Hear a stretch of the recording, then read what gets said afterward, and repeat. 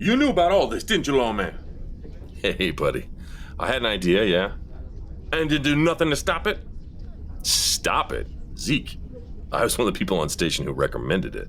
And with that said, let me be the first to congratulate the new official at Munson Scott station manager. Bass, I only agreed to do it for 30 days while the NSF selected a full-time replacement. I didn't know that part-time was going to be the start of a full-time gig. Zeke, I can't think of anybody else around here who loves and will care for the station more than you. Yeah. Well, do you know how much paperwork this job includes? Yeah. Well, better you than me. If they think I'm leaving the VMF to Keenan, they can slurp my big fat ass. Pardon my language, Lord. Humility and whatnot. Zeke, you're going to have a lot on your plate now. And Keenan has got this. Look, I was talking to him last week at breakfast. And by the way, it's hard to get a word in edgewise to that kid. But you trained him well. He's going to be a good replacement. I'm still thinking this over, Bass. I mean, Wainwright managed to run this station and do his day gig sciencing. Ain't nothing that says I can't do the same with engineering. Zeke. Lawman, Youngblood's good. It's a solid choice, but being given something and earning it are two very different things, and you know that. I don't want someone running my VMF, hell, my station that reeks of ganja and cheap-ass Walgreens cologne. Okay, well, you know better than me who's the best to take over for you. But the only bit of advice I'll offer is to make sure Lucille is on board when you do decide. Yeah, that goes without saying. Say, speaking of paperwork, the hell you working on that has your desk so messy? This ain't like you, man. Tell me about it. Between all the usual forms I have to fill out on a daily activity of 3 stations, I'm also filling out and completing a massive amount of questionnaires from the FBI on my background and history as part of the presidential nomination. Don't they do that all before you get to wear a badge? Why go through that all again? We get background run-ins when we first sign up, yes, but keep in mind, for me, that was half a lifetime ago. Yeah, you are old. Uh-huh. Anyway, and this one will now cover everything of importance from then to today. Most of it is from my OPF-66, but they always want to dig deeper. The hell is OPF? Yeah, you'll not... Oh, sorry, Mikhail did not hear us right. Oh, sorry. Official Personnel Folder, OPF. It's basically your work history, performance reports, and write-ups or disciplinary actions. Also, anytime there is an incident review and the outcome. You mean like that cat from the government that came to talk to us after you shot Wilford? Exactly that. How many of those in your OP whatever? Oh, now you two are just being mean. Truth be told, more than I like. Each one will be picked through and reinvestigated and double-checked. And Fiona told me that the Honolulu FBI office is swarming with fact-checkers going through my files. See, but they're not going to find nothing though, right? No, all my shoots are good and cleared by the U.S. Attorney General's office. Eventually. Apparently, it's all part of what the Senate Judiciary Committee reviews before the confirmation hearing. They ask for whatever clarification they need in that meeting. Yeah, how's that going to work since you're stuck down here on the ice for 7 more months with us? Well, they're arranging it so I can teleconference from here to attend the hearings. With the additional Lifeline data satellites from Boro launched a few months back, we'll have a constant signal. 8 a.m. start time in Washington, D.C. is 2 a.m. here, so there won't be much competition for bandwidth in the middle of our night. Well, just in case, I'll make sure priority is given to you for satellite time. Have the AR weather team and Ice Cube hold off on transmitting anything from 2 to 7 a.m. Seems like there's something new I'm able to do now that... Wait, is that a suit over the back of that chair? Zeke, please don't make a big deal out of this. Why did you get a suit? You hate suits, Bass. It's a gift from Reno. He was able to get my measurements, how I can only guess, and had a Henry Poole suit tailored and sent down so I'd have something official to wear during the hearing. Poole, is that a fancy suit company or the name of the dude that made the suit? Company out of London, and it's not cheap, which just makes me feel even more guilty since you can't exactly return tailored suits for a refund. I tried to give him money, but the old man is just being stubborn. Oh, yeah, ain't nobody here like that. So, why don't you put it on Mila for us? No. Oh, come on, lawman. Slip on them fancy duds. You know what I mean? Do a little turn on the catwalk. Zeke? Yeah, on the catwalk. On the catwalk, yeah, you do your little turn on the catwalk. You done? Nope, two more, man. Wow, nice suit, Deputy. Oh, sweet Caroline. Oh, sorry. Sorry, guys. Mr. Kelly, how did you get in here? Through the door. Like always.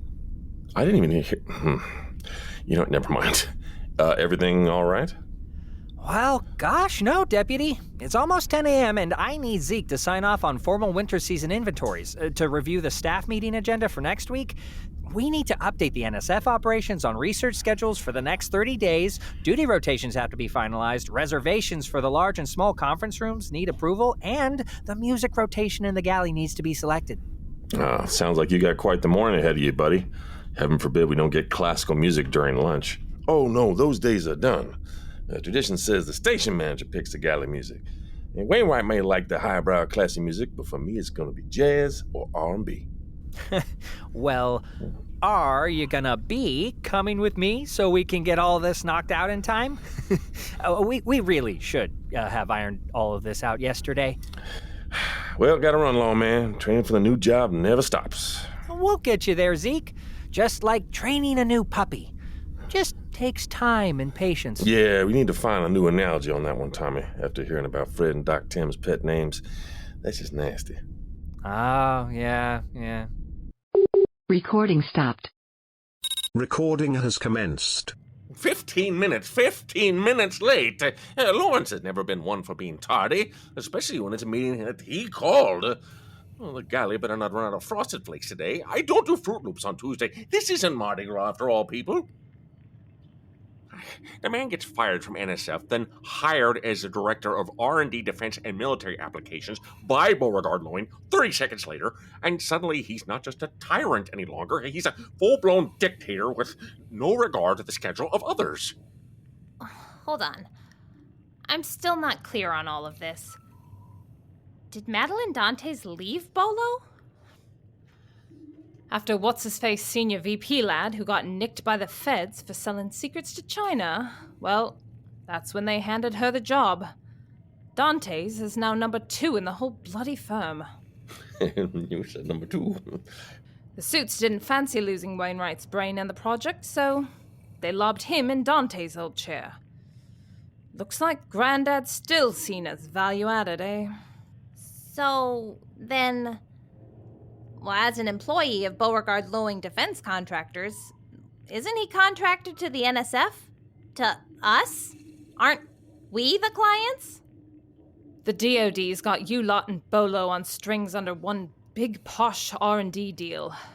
NSF runs gear, Bolo builds it. That's the setup. The NSF is an independent agency as opposed to, say, the Department of Justice or Defense or Foreign Affairs. Here, Beauregard Loewen is providing the funding and technology. NSF is the labor to work that equipment. Number 2 is a scatological reference, you see, and it's poop, and poop is funny. Right. I'm giving this Muppet 60 more seconds, then I'm off. Got better things to be doing. Agent, I've been meaning to ask you. Your accent is, well... Frank, it's off for a Brittany. It's not Cockney or Yorkshire or West Country. Definitely not RP. Ooh, she's not fond of that question. No, love, it's all right. Oh, you're right, Doc. Me accent's not your usual Brit job, 'cause I ain't really British, am I? Born in Sale, yeah, but I did my growing up all over Joburg, Athens, Falklands, Canberra, Belmopan, you name it. Military fam, we got dragged all over, so when someone pipes up about me accent, what I hear is, "You sound weird, can I laugh at ya?" That's what you're doing, Dr. Dillon? Having a chuckle? Oh, no. I think I number 2'd myself a little bit. Very good, people. Let's get this meeting underway, shall we? We're ready to get underway 15 minutes ago, when the meeting was scheduled to start. I see. And was I present in the room 15 minutes ago, Dr. Dilham? No, that's the whole point. No, Dr. Delham, the point is the meeting starts when I arrive, not when it's scheduled to start. You want me to get another chair, Dr. Wainwright? One so both you and your ego can be comfortable? How very droll, Agent. Once more, I have my standard of expectations lowered from the repartee I can expect from the U.S. government. Now, what is the latest with preparations for Event 4? We're approximately 30 days away from the projected reappearance. With the laser interferometer Dr. Wainwright, you procured, we've mapped out the optimal point to rally and wait for the station to appear. We have it down to 1/2 square miles or 320 acres of ice. And once the station returns, which we estimate to be at 6:30 p.m. April 14th, that's the station time, of course, we'll be at the front gate within 30 to 45 minutes, leaving more than enough time to scout the station and begin planning for Event 5 and extraction. Well, wait a minute. What about Emery? Emery Waters, what about him? Well, what if he's still alive? What if he's able to find enough food sources to sustain him? No Fubars or Funyuns or something. I like Fritos. We have nothing to suggest that a human body would be able to survive passage into and out of the anomaly. None of us saw any signs of bodies or people. But there were the spiders. Well, they were obviously able to cross into and out of the event horizon. I don't have any interest in the contemplation of arachnid physiology nor survival estimates. If Mr. Waters is in fact still alive upon our arrival, we will deal with it then and there. Our first and foremost priority is to put the place and ensure monitoring.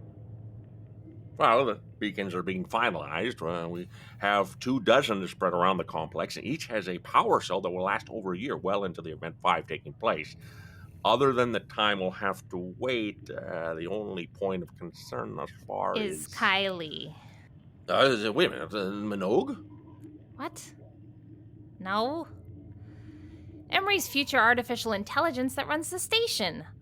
Oh, we're worried she'll figure out what we're doing and the purpose of the beacons. Stop them or interfere in some way. Already sorted that. On me last run after dumping that DARPA knobhead who took a shot at Marshmallow, I had some of me DIA lads pull something special together. Did you intend to finish that thought anytime this month, Agent Fowler? Oh, can't say much just yet. Need to know and all that. But let's just say the little geek's computer girlfriend won't be a problem. I wanted it to be Kylie Minogue. I love that Aussie songstress. That's rather cryptic there, Agent Fowler. Oh, cryptic. Right. So what I'm hearing is I talk and think funny now? Yeah? That's the game we're playing? Enough! Fine. Keep your little secrets if you must, Agent. However, keep in mind that I am tasked with determining who will be on the expedition for Event 4. As such, if you wish to be assigned, you'll inform me of everything you intend to do before departing. Is that clear? I hear you. But let's jog your memory. You might have pinched Dante's title, but I still work for Uncle Sam. Not for you. Consider your words then before you speak, Agent. Now, let's move on. The next round of monitoring is begin tomorrow at 09. And now back to verdict. Impossible. Okay, I'm lost here. Who is this guy? Oh, senior partner at the firm. He's a huge sleazeball, but one of the best lawyers around. He has a vested interest in the murder trial taking place. Right. Okay, I got it now. Hey, what's the general consensus on bringing Sydney into the barn crew fold? Oh, yes. I think generally everybody's on board. They think it's a good idea and he'd definitely bring value to the table. How much does he already know? Only the broad strokes as far as I'm aware.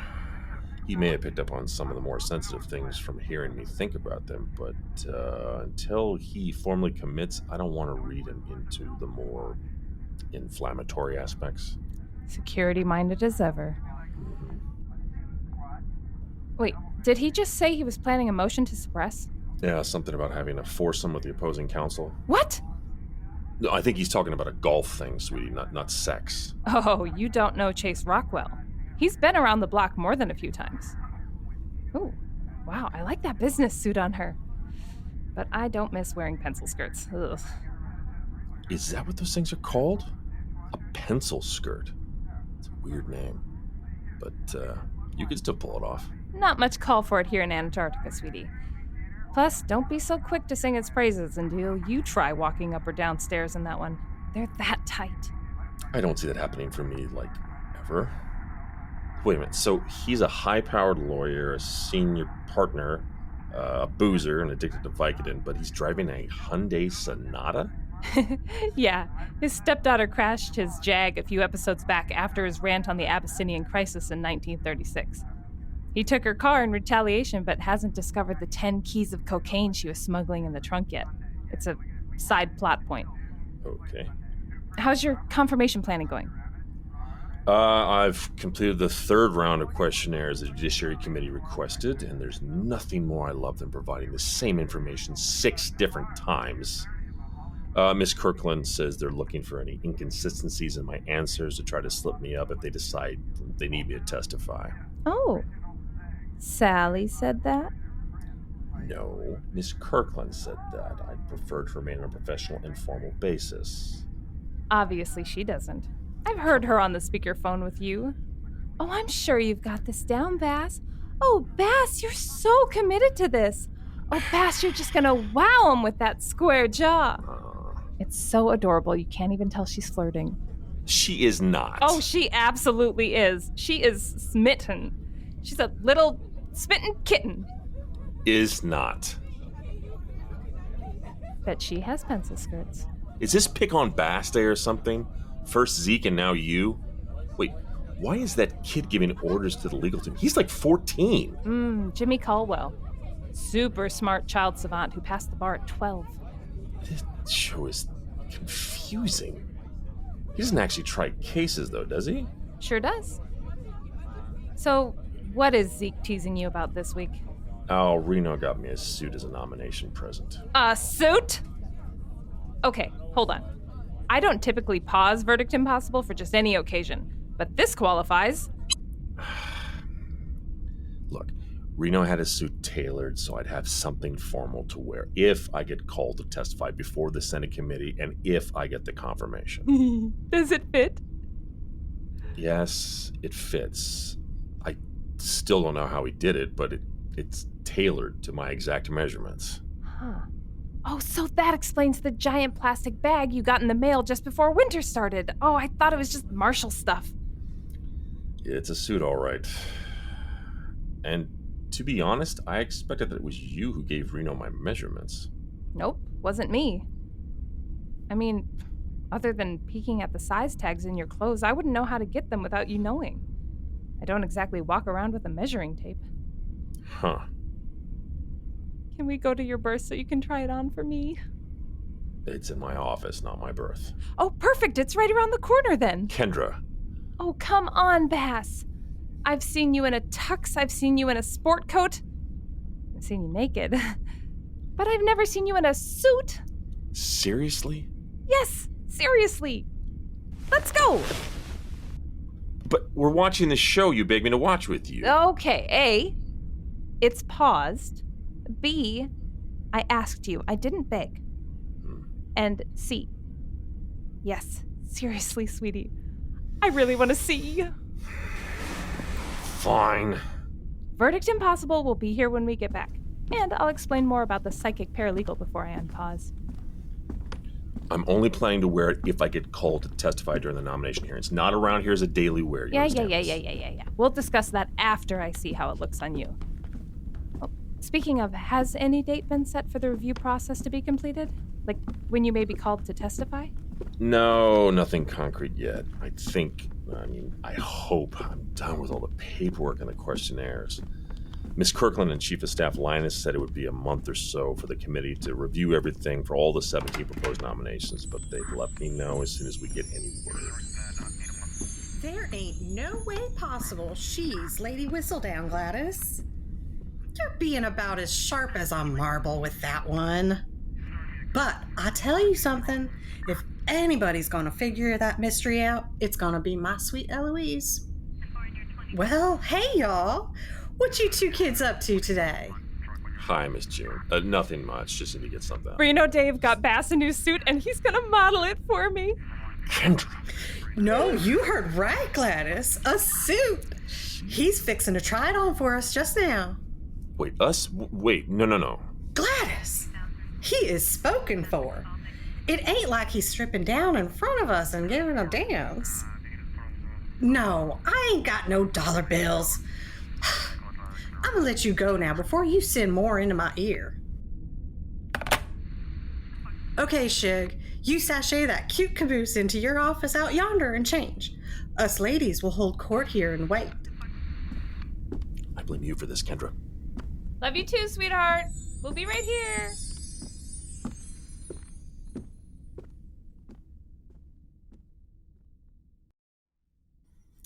I can't believe she talked me into this. Okay, get all your comments in now because... Hey, where'd everybody go? In here, Shug. It's not that I don't believe you, Joe. It's just that I'm not seeing it. I promise you, it's there 1 minute for 15 seconds and then gone. According to the logs, this is like the third time in 2 days. I saw it this time too, Zeke. It was there. Can somebody clue us in on what all the excitement is about? Oh, sorry, my bad.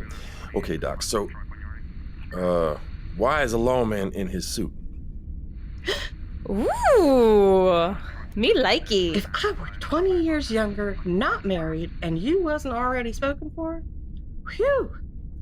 Okay, y'all, I'ma just go excuse myself and pray hard for that one. Ain't enough pixie dust to make them thoughts wholesome. Damn you, Gladys. Deputy, you shine up right nice. You were saying, Zeke. About what? Oh, yeah, sorry. So, the last 2 days there have been reports of this radar hits about 30 miles out. A couple thousand feet up, but it only stays visible for about 40 seconds or so each time. Or could it be a system glitch or technical issue? Yeah, that was my first thought, too. And I'm gonna get Chris and his computer guys to check out the software to make sure. I had my guys go up and check the radar hardware already, and everything checks out. What about, our pals from the Great White North? Huh? Yeah, hey, Joe, why don't you go get yourself a cup of coffee? We need the room right quick. No problem, Chief. See you guys later. Deputy GQ. I know where you sleep, Joe. I'm telling you, finer than a frog's hair split 4 ways, Gladys. Do you think it might be the future Canadian station? Roberta Bondar? That wouldn't make sense. Last year, Dr. Wainwright said it reappeared every April. We're still a month away. Plus, the station was almost 200 miles out. Assuming this isn't a software blip, it's too close and too soon to be the Canadian station. Well, then gosh, what else could it be? Yeah, maybe the ice fleet learned to fly. You don't think it could be like Bombos. something military or DARPA? Good thought, but nah, I doubt they'd be able to operate any surveillance plane that low over the ice, and especially in this weather and darkness out there. I don't think they even risk a drone going this low. I don't know. Something about all this just doesn't seem right. Next closest station is Troll 2. Do you want me to contact them and see if they can cross-verify their radar hit? If they had it too, we can rule out any type of software or hardware glitch. Damn, Tommy, why did I not think of that? It's a damn fine idea, son. Go ahead and get on the horn with Eastland's people and see if they recorded anything. I'll call them up now. And it's Bumbles. So if it's not a glitch, not a malfunction, not the Canadian station, almost impossible to be military given the altitude and extreme winds, what does that leave us? Aliens. It's not aliens, pal. We got everything else in the Time Life series up in here. Why not the green dudes? Zeke, the distances between Earth and any other star able to support life would be impossible to Bass and I time traveled twice last year. Through Time Door and Roberta Bondar, the Canadian station. You said that was impossible. So I'm putting $20 on aliens. Lawman, you know what? I haven't won a bet against you in 2 years, but I will not only take that bet that it's not aliens, I'll give you 5 to 1 odds. Oh, you are on, Bass Marlowe. Oh, I swear it's working with 10-year-olds sometimes. $100 is gonna buy me a lot of Takis. Yeah, you and Takis are a good idea. Hey, we talked about that. We don't bring that up. It's most likely something new we haven't seen yet, Zeke. Something, I don't know, could be one of Dr. Hunt's ARO weather balloons. Oh, ARO weather balloons. Just like they said in Roswell, I cover up the, say it with me now, lawman, aliens. Ain't that right? Strike that. 8-year-olds now that I see more. Hey guys! Just spoke to the team at Troll 2. They checked their archive data, and their radar picked up the same thing ours did. Same time and same location. All 3 events thus far. Well, that nails it. Not a malfunction. Yeah, I'll call Chris and see if his brain crew can whip up a program or something that sends out a notification to any more appearances. If this were the summer season, we'd have someone manning the board all day, but it being the winter, just ain't no need, let alone bodies to fill it. Hey y'all, just do me a favor, please. Yeah, sure, of course. Don't go mentioning aliens to firefighter Fred. He's got a phobia about them and abductions. Seriously, Zeke, not aliens. Aliens? When did that happen? I'm just saying. Well, these two will be busy for the next 10 minutes. They do this all the time. You call me ridiculous, Bass Marlowe? Thomas, would you join me for coffee? I'd love to, Doctor. Allow me. It can't be aliens, right? Oh, I see. You put a man in a new suit and suddenly he's authority on everything. Zeke, look, I'm not saying that. You are too. You are being impossible again. And you're being pig-headed again. Is that because I'm a cop? But don't put words in my mouth. Okay, if I'm putting words in your mouth, I'm going to say it's not aliens. It might be aliens, Bass. They keep telling me that it's their decision to make, and I mean, okay, fundamentally, I know they're right. I just don't want to be putting them in danger.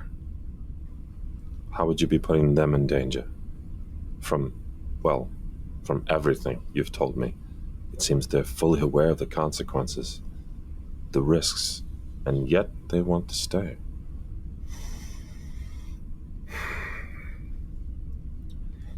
Sydney, I don't know if I can do this anymore. I mean, the job, people, the risks. Every day, I feel like I'm putting the woman I love and my friends, everyone in this icebox in danger. I just keep making enemies. And now I don't know if I can trust anyone. Even the government seems to be turning on me. I chose this. I chose the job. I chose this life, but they didn't ask to be part of it. They didn't sign up for the consequences. Bass, it sounds like you're carrying a very heavy burden. The fear for your family, your friends, it's weighing on you. But just for a second, I want you to take a step back. You said you made these choices, right? Yes. You chose the job, chose your path. But I think there's a bigger picture here that we need to address. It's not just the job. It's the consequences. I'm bringing all of it home. Threats, the danger, the people who want to hurt me, or worse, hurt the people I love. I've made enemies who will do anything to get to me, and the worst part? I'm really starting to think I can't even trust the ones who are supposed to have my back anymore. I hear you. I do. And I understand why you're feeling the way you are. But Bass, I want you to understand something fundamental. You're not responsible for the actions of others. Not for the choices they make, nor the harm they might try to inflict. What if they hurt someone because of me? Because of what I've done? How do I just let that go? I want you to think about something. You said you made these choices. You chose to become a U.S. Marshal. You chose to be a lover and a key member of the station, a friend. But each of those roles is important, and each of them has something in common. What do you mean? They all share one core trait. You're a protector, Bass. You protect your family, You protect your friends. You protect the people you love and the people you swore an oath to serve. And in that, you've put yourself in a position where you carry a responsibility that, frankly, most people never have to consider. But the thing is, you can't protect everyone all the time. You're a deputy marshal, the ice sheriff. You're not a god. Ice Sheriff. It's a nickname that I barely tolerate. It seems to me it's a term of affection that you find difficult to accept from everybody you try to protect. I'm not trying to protect everyone, Sid. I'm trying to protect the people I love. And it feels like no matter how hard I try, no matter what I do, the world is getting bigger and scarier. And I can't keep them safe. And I'm failing them. And you probably chalk it up to being paranoid. Being paranoid? No. Not in the least. Uh-huh. And how can you be sure? Well, I am a therapist for one. Oh, and then there's the 4 murder attempts in the past 2 years that sway my opinion on the matter. Bass, you're human. And no matter how much you want to shield your loved ones from the world's dangers, the truth is, there are forces beyond your control. You can't stop everything, no matter how much you wish you could.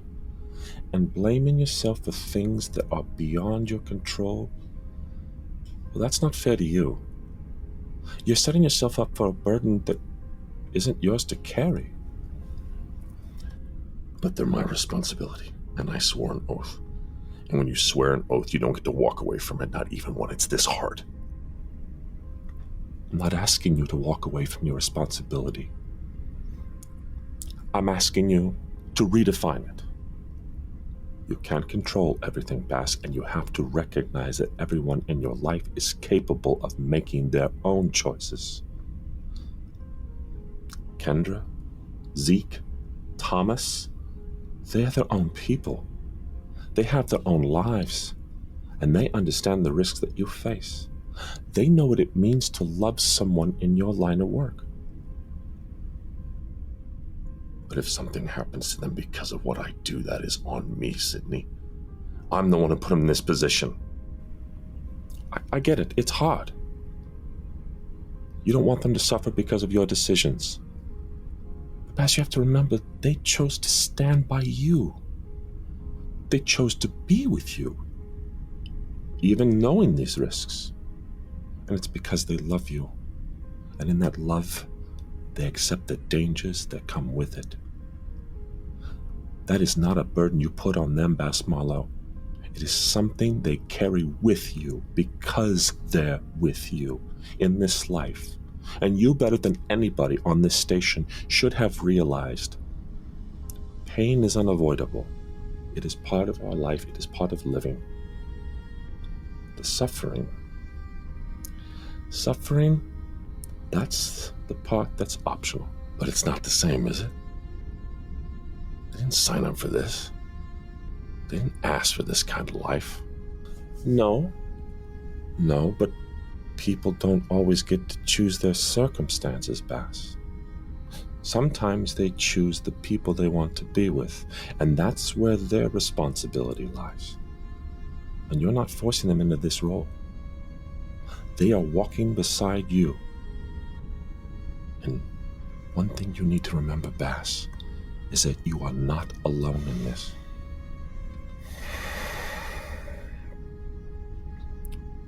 I've just been so focused on the threats, the danger, and the nomination. I guess I haven't really thought about how they feel. And about the fact that they chose to be part of this. That's a good start. You're realizing something important. That you can't control the world's chaos, but you can control how you face it and how you communicate with those you love about it. Let them share in that burden too. Let them be part of your fight. You do not have to carry this weight alone. I don't want to let them down. You're not going to. I honestly don't think you know how to. And you need to remember this, that being a protector doesn't mean carrying every burden. It means helping others stand strong even when they feel weak. You protect them by allowing them to be strong alongside of you. And it's not about shielding them from everything. It's about facing the world together as a team. I guess I've been so focused on what I can't control that I forgot what I can control. How I react, how I communicate. Maybe I have been shutting them out, thinking I have to carry it all. It's very easy to fall into that trap. But you've got a family, Bass, a very strong one, I might add. And they're there to support you, just like you're there to support them. Thanks, Sid. I don't know if I'm ever gonna stop worrying about them, but I think I understand now. It's about balance, about being there for them, and without trying to control every possible outcome. Exactly that. And this may come as a shock to you, but you're not perfect, Bass Marla. No. None of us are. But you're trying, and that's what matters. You protect your friends by showing them that you trust them to walk this path with you. That's a powerful thing. I think I'm gonna go talk to them. Let them in a little more. I need to stop assuming they can't handle this, and that I've been making it harder on all of us. I think you're on the right path. Take it one step at a time. Thanks for listening, Sid. I really needed this. Happy to do it. Hey, before I forget, we'd like to show you more of the background of everything that's been going on down here. What we've found thus far. Do I get planned a secret handshake? I'd be honored. Well, we all want to make sure you know we value more than just a therapist, but as a friend as well. Thanks. But being a therapist and being taken for granted are kind of synonymous. That aside, just let me know when and where, and I'd be happy to be there. Hi, Brian Bradley, your creator of 90 Degrees South. We made a promise from day one. No ads. No awkward breaks for mattresses, meal kits, or magic racers, just story, start to finish. That choice lets us keep you fully immersed in the world of 90 Degrees South, but it's not without cost. Producing a show like this takes time, gear, coffee, and a lot more coffee. If you love what we're doing and want to help us keep doing it ad-free, consider joining our Patreon. We're here because of you, and with your help, we'll stay right here, edge of the world, commercial-free, ready to entertain. You can find our Patreon page at patreon.com. Search for 90 Degrees South. To close, as we always do, we do want to thank our Patreons who joined at the end credits tier. Nick Wolf, Tatum Adams, Monica David, Thomas Reisky, Rob Burrell, Michael Buckland, and L. Link. Thank you for your sponsorship. This has been 90 Degrees South. On behalf of the cast and crew, I'd like to thank you for listening. If you liked the episode and are enjoying the series, please remember to give us a like, a share, a tweet, send a raven, or review on iTunes, Audioboom, or your favorite podcast site. It helps us to get the word out and keeps the cold at bay. Until next time. This has been a BMB production.